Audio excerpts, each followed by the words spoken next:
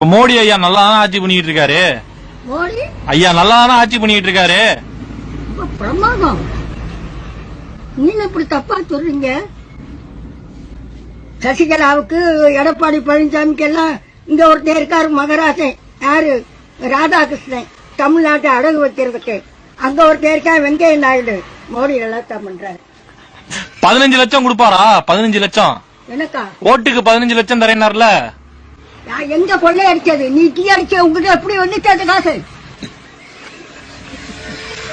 ஒவ்வொருத்தர் லிஸ்டையும் எடுத்தீங்கன்னா எடப்பாடி பழனிசாமிக்கு எங்க வந்துச்சு? ஜெயலலிதாவுக்கு எங்க?